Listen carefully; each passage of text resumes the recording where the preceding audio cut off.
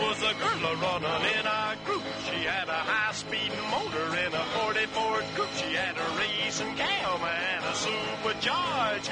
Look at Buddy, hot rod and large. She's a hot rod. She's a hot rod. We're about to tell, and this little segment is dedicated to one of our listeners, Art Bell.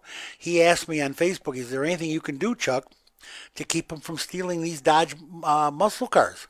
Because I think he owns one. I'm not sure. But the way he talked, he was like cringing. He knew, because he knew his car was going to get stolen pretty soon. In Chicago, I know, and in the suburbs too, they're stealing mostly these Dodges, and they're not. They found a way. Remember I told you that they were doing the carjackings, and the reason they were doing carjackings is these young kids were too stupid to steal these sophisticated cars, so they had to catch you in it and steal you and the fob, or at least catch it when it's running, so they can, if they don't shut it off, they don't have to worry about it. But then when they shut it off, of course, it's done, it's dead. Now they've got a way to do this. Is that correct, Chuck?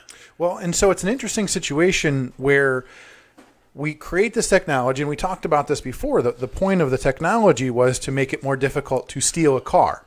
So the idea was, it's more difficult for me to steal your car like we did in the old days, show up with my screwdriver and, steal your it's car. all it took, a screwdriver and a pair of pliers. Right. Not that I would know. Or again, channel locks. let's mention this is for informational purposes only. This is not directions on how to steal a Dodge. But so the point is that as we made it more difficult to steal a car, now the thieves got more brazen. Now they have to come to you like when you're pumping gas or when you're at an intersection, and they have to steal your car with the fob, with you in it, with the fob, and to sometimes take off with your kid in the back. With your kid in the back, whatever. I mean, we've had a lot of stories like that. We have. But so what we're finding out now is that, all of this technology was created, all this wireless fobs, all this technology was created. And what we found was that the thieves have found ways to hack the cars, essentially. And you've talked about this in the past, hacking Jeeps and stuff like that. Computers can be hacked. I don't care what they say. So imagine where you can go online and buy devices, because, again, all this is wireless. You can get anything wireless. I could intercept your signal, and I could decrypt it. I mean, if it's not encrypted properly, I can decrypt it. I can mimic it. It's out there in the air. So what we're finding, you can suck it in. Right. And so what we're finding is a lot of these people are getting devices that they can clone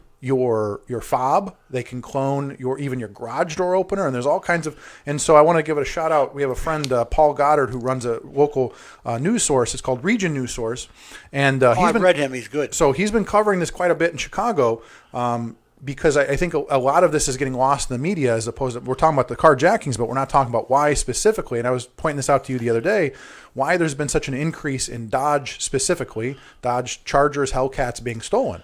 So what we find out is that these devices make it very easy. A combination of devices. You have one device that you can, imagine going up to a car and just scanning and hitting the right frequency and hitting the right code, and it opens the car. So they're stealing the Dodges because they can. Because it's easy. And so, like I was telling you the other day, there's an interesting story back from last summer where 60 Dodge Chargers and Hellcats were stolen from one car dealership in one night. On June 1st of last year. So, how do you steal 60 cars in one night? You got to have a lot of friends. You got to have a bunch of friends. And so what happens is, you have or a big semi. Well, just like a busload of kids. Like I bring all the kids. But again, it's what ends up happening is you have all these police chases. We find that there are a bunch of teenagers, a bunch of kids like joyriding. And so imagine a scenario where you have this very powerful car. You have a Hellcat, you have a Charger, you have what have you. And these young kids can literally just walk up with a thing and open it. And a 17-year-old kid driving it. Right, which is how like stupid is that? It's hard enough for somebody who knows how to drive a muscle car, let alone a teenager with no license. So what we're finding is this huge increase in stolen Dodges, specifically because it's an attractive target. So like the Hellcat, the Charger, they're very attractive targets, and they're easy to steal. Yeah, I wonder, is the Corvette harder to steal? Corvette is the ultimate muscle car, but it's very, very recognizable. Right. There aren't that many of those. Well, that might be the thing, is there's not a whole lot on the road. When you say 60 Dodge Chargers got stolen from a dealer, they sell a lot of Dodge Chargers. Right. So there's a lot of them on the road. Well, right, and that becomes a thing. Is that it's not only you can go to a car dealership with this device and steal a bunch of them. You can go to they were literally stealing them out of car dealerships. Or I mean, imagine I'm driving down the street. Oh, there's a Dodge. I can go up to with my buddy. Lets me out of the car. We scan. So I mean, that's the thing is that I could pull up next to it. I could scan. And so again, Paul Goddard posted a video yesterday. You can check out from a guy. He uses you use the computer. You can plug the computer in and hack it. A diagnostic computer, and you can basically unlock the car. You can override the fob. So It's one of those things where we've made the technology, the fob is a neat invention, but it has all these little weird things. We've heard stories about somebody driving off, the fob is in their house, but it's close enough the car starts and they leave their house and then they can't restart their car. Can't restart it once because, they turn it off. Right. Yeah. So, we have these neat technologies to make it easier for us. And then if it's not secure, that's one of the things about rushing stuff to market. And I know that's one of your issues with Elon. It's like we can't rush autonomy to the market. We have to test it and we have to work through. We have to make sure it's right. And this is something that they did not think about. Right. Dodge needs Chrysler Corporation, Fiat, Chrysler, whatever they are now. They're in bed with Nissan and Peugeot and the rest of them over there. They, whatever their company is now, they need to come up with some software, send it to the car. Right. That will block this kind of thing. Well, and so, for instance, one of the other photos he posted is a firewall of some kind. Imagine you go to a restaurant, you leave your keys with the valet. They have a device where I literally can put your fob up to a device and it downloads all your information. So it has all your information in the car, and then all I got to do is just figure out where you live or whatever, and somebody just walks up and has. Oh my God. And it's that easy, and that's one of the things. It's like But I guess I don't know if that was a problem back when you had a physical car key. I don't know if somebody would run off and copy your car key and come back and steal your car or whatever. I know they've got one of those for like your tablet or your laptop. If they leave it in the car, they're going to clone it. Right. And they're going to steal all your information. And that's sort of the thing is that your car now apparently. It's new technology, and I guess they didn't think one step ahead of the criminals. Huh. And it's always the issue is that the criminals are always, you change, like we talked about carjackings. You make it harder to steal a car. Doesn't stop the criminals from stealing a car. Now they just carjack you. So that's the kind of thing. Now they carjack you. And so what the interesting discussion was so how do we stop this? And one of the things that has come up is they said, well, now you go back to the old school. Now it's time to go buy a club. You have this brand new Charger or Hellcat with a fob and all this technology. Go buy a club. Because that's maybe the only thing that can keep buy a club. A club. You know what I mean? That's the My whole, God. Go back to the club. The club is coming back. Right. I mean, that's the funny thing about it. Remember, the club was meant so somebody would, use that screwdriver and you can't turn the steering wheel. Now we're back to, you have all this technology in the car. Now we're going back to putting the club on it. If you're only going to go straight, you're fine. Right. So that's kind of the funny thing about it is, that's, old school technology to prevent right new school now, problems until they zap you and send you a firewall of some kind. Right. Because that's just ridiculous. How did they make it that vulnerable? I mean, that's sort of one of the things is that when you aren't doing that's proper... That's impossible. I mean, Well, and that goes back to one of the issues about R&D and things like that, where you have a bunch of engineers in a room, a bunch of eggheads. They go, let's make it so easy to drive your car, and they don't think about how easy it is to steal your car. But if one of them is working for whoever, he could sabotage it and make it simple. Maybe one of the guys in the room leaked the code. You leak the code on the internet or whatever, and that's it. Yep, that's all you need. Wow, that's almost virtually impossible, but it's not impossible because it's happening, and they're stealing the last 3 months. That's all they've stolen is Dodges in Chicago. Not all they've stolen, but the majority of what Dodges and Jeeps and stuff like that. There was an article from the other day that talked about a group that's recovering all the stolen cars because what's happening is, in the old days they used to strip these cars down. Now it seems like a lot of these kids are just stealing a car, enjoy riding with it. Exactly. Maybe they dump it a week later and steal a new car, or a lot of times, like we mentioned, they get in a police chase and what have you. But they're not really. It doesn't sound like they're stripping them down like they used to. It sounds like they're just taking them to have fun. No, it doesn't sound like they're stripping them for parts. I'm sure there's some of that going on somewhere. But I don't think that's the big thing anymore. I think the big thing is joyrides. What they actually do. My buddy was sitting right up here at Strax waiting for his wife when they carjacked him. And they left the car across the street that they had carjacked in Chicago. They got in this car. Right. They went back to Chicago, committed a crime with his car, his plates, and then dumped it after they wrecked it up. Right. So they're using them. They're using them for crime. They're using them for joyrides. But they're easy. His was a Jeep, by the way. But they caught him with him in it, with it running. Man, how come he didn't have the doors locked? please lock the doors. If you're going to sit in the parking lot and wait for your wife or you're Right. going to wait for your husband, lock the doggone Well, doors. and that goes back to another problem our society. We don't have that situational awareness like we used to. You Oh, get we out of don't. the, like you said, you get out of the car at the gas station and you're not thinking about it. I mean, that's one of the things that it's hard to train people on that. You have to, look around. There's people that have all these rules. Don't get gas at night and all these kind of things. There was a picture on the internet of some guy getting gas with a pistol in his hand. I posted that. Was that you? That was Okay. me. I said, I don't blame the guy. I said, it's I don't not either. right, but I don't blame him. I don't either. That's probably the way I'd be. I always send the kid that works for me, tell him, go fill up my car. Yeah. During the day. But even during the day isn't safe. Right. I mean, if they want to steal you, they're going to steal you. They just do.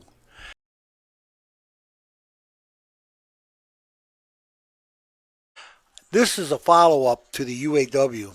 And the UAW right now is really mad. They're threatening action against Ford for the choice of Mexico over Ohio. Gerald Karim, head of the UAW Ford department, accused Ford of corporate greed in a letter to workers. The UAW says it will take unspecified action against Ford Motor Company unless the automaker reverses a decision to build an upcoming vehicle in Mexico that it had previously committed to assembling in Ohio. Well, times they are a-changing. You know what happened there. Ford did not deny that its plans changed, but that it would continue to invest in the Ohio plant. So they're still going to spend money in Ohio, but it's not going to be the big stuff that they were because they don't have to anymore. It's changing back the way it was. That's just, there go all our jobs again. All right. 6 major companies, Chuck. Now this is really something. I was worried about infrastructure. 6 major companies that make up what they call the Electric Highway Coalition are looking at how to do so from the Atlantic coast through the Midwest and South down to the Gulf and Central Plains. Early this month, the coalition, which consists of American Electric Power, Dominion Energy, Duke Energy, Energy Corporation, Southern Company, and the Tennessee Valley Authority, said it wants to ramp up building EV fast chargers as it services their regions. They've got to be going through. What they're doing is they're building charging stations for these cars so that you can take your Tesla from here to there. Or my Tesla can take me there. That's right. Drivers are increasingly purchasing and putting electric vehicles on the roads. The Edison Electric Institute reported 1 million electric vehicles on U.S. roads in 2018. The Institute estimates that there will be 18 million electric vehicles on the roads by the end of the decade. I think that's low. I think there will be... how many companies, Chuck, have said we're going to be completely electric by 2025? Well, remember, even look at the government mandates. We know that the White House, for instance, says that all the federal fleet's going to go to battery and electric, and we know that the USPS now has a contract to make all the postal vehicles. But there's California, there's a fight there, right? Ohio, the company, in You think of Lordstown, Omaha, okay. No, Wisconsin. So that was Oshkosh. So Oshkosh got the contract. Yes. And we were expecting the company Workhorse to get the contract, which is why I bought a bunch of Workhorse stock, and that didn't work out so well for me. Well, don't worry about Oshkosh yet. Yeah. Oshkosh has a contract, but it only calls for 17% electric vehicles. The rest are gas powered. Right. And that's not going to happen. But also they have The government won't let that happen. But remember, they also were ahead of the game with like hydrogen power and things They're like that. using So they have hydrogen. a lot of different fuel cells. varieties. Yeah, right. So there'll be fuel cells. They got to be zero emission vehicles. They don't say electric. Right. They say zero emission. Well, now, if they ran on natural gas, it would be zero emissions. Right. If they ran on propane, it would be zero emissions. If they run on fuel cell, which is hydrogen, zero emissions. Or if they run on electricity, zero emissions. We work on post office vehicles. I got to start sending my guys to school now, Right. for the change and is that vehicle that they picked from Oshkosh is ugly. It's got a windshield on it. It's got to be 5 feet high, windshield. It's not like the old Jeeps were very pretty either. The old Grummins or whatever. Those little LLVs Yeah. are ugly. But this has got to take a 4-foot wiper blade. Yeah. So you can see where you're going. Yeah. Oh, it's incredible. It's ugly. But There are so many. So many. Did you even know Oshkosh defense existed? I didn't. I do, and it's a political thing, so we won't talk about it. But I know all about it. I do now, though. They make all kinds of things. I know they do. Yeah. And they got the nod for the post office. Go figure. Yeah, I should have seen that coming. Oh yeah, really wouldn't. I would not have invested in anything but Oshkosh, because they take care of their friends. That's how politicians act. Anyway, there's so many startups. I've got a bunch of them here. This is a company called Canoe, Canoo, Inc. Electric vehicle startup said Wednesday it will introduce an American-built pod-like electronic pickup truck in 2023, following in the footsteps of several rivals, also entering the most popular segment in the U.S. market. The market is pickup trucks. They're big. Right. Everybody wants them, Chuck. They're aiming to launch the rounded snub-nosed truck. They're ugly. Truck the first quarter of 2023, and Canoe will build the vehicle in a U.S. microfactory it intends to open. Its big thing is microfactories. It builds small plants to build these things. They don't have one huge one anywhere. Right. So I guess that saves on shipping. Well, but remember also there's talk about, and I mentioned Lordstown. Lordstown Motors is on the site of a former factory. Well, as American companies decide to move to Mexico, which I don't know if you're going to mention that today. They're going to have empty factories, and guess who's going to move right in? The electric vehicle manufacturers. Well, Lordstown is one of the factories that hasn't built a car yet. They have some problems. They may have real finance problem. They may have misdirected, or how do we say, misconstrued what they're up to, and absolutely. Here's a British startup company called Arrival. Arrival's microfactory in Charlotte will be the startup's second U.S. plant, and is due to launch production in the third quarter of 2022. Last October, Arrival announced plans for a plant in South Carolina. They're building plants and hiring people, but how many are going to make it? Right. You tell me. How many?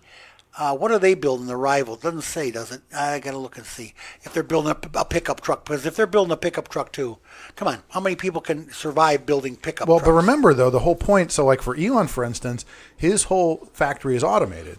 So a lot of it is more along the lines of getting the engineers and getting the tech sorted out. The actual building process is highly mechanized. Oh, yeah. But that's also a process in itself. It's a years-long process to get a factory built. Here's another one. Electric company. It's called Electric Last Mile. Last Mile is the name of the company. It claims it has 45,000 van orders amid an e-commerce boom from FedEx. A growing number of startups and established automakers are racing to sell plug-in vehicle delivery vehicles to the likes of FedEx, Amazon, and the U.S. Postal Service, who need more trucks but want to reduce their carbon emissions.